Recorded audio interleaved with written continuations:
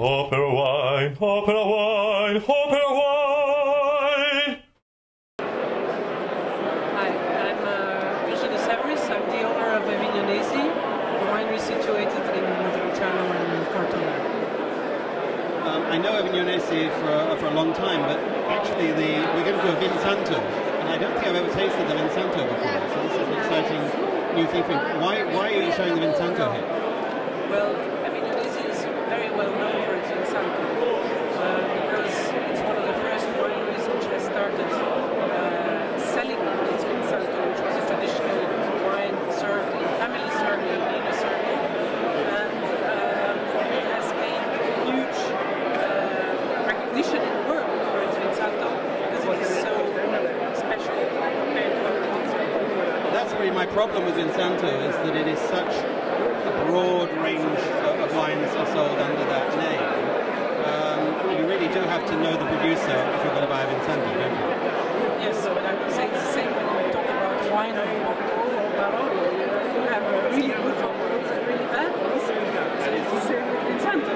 Absolutely true. This is biodynamic, I believe. We are in conversion into a biodynamic winery.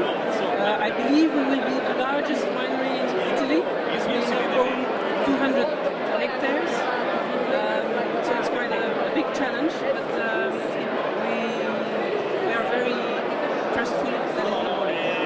And what differences do you believe the biodynamic farming makes? To begin with, you have a soil which is alive. You get therefore fruit which has more aromas of fruit. There's more complexity in it as well, and it's better for the soil, for the people who work on it, and for the end consumer who drinks it. So can I taste the wine? Sure. So we have a peculiar thing, since it's so licorice, these glasses are not ideal, but we really like to roll it, and then you sniff, this huge power of wine, aromas, various aromas. Very complex, yes. with honey, some a little balsamic, some very dark fruits, all sorts of different things, and spice.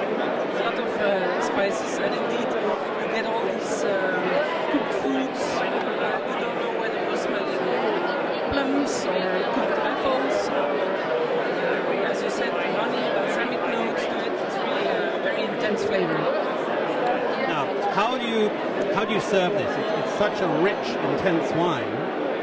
Do you drink it by itself, or do you drink it with food? How do you serve it? Well, there are several theories about it, and the previous owners of Avignonesi were very much convinced that it had to be drank by itself. But we tend more and more to try and combine it with food. And in fact, at the winery we now serve a dessert where we pair 7-8 little tastings, which we find match very well with the Vin Santo. But we do serve only very little of this wine, because it's, as you said, it's very rich, and in fact, just smelling is already a pleasure in itself. I noticed that you sell it in small bottles.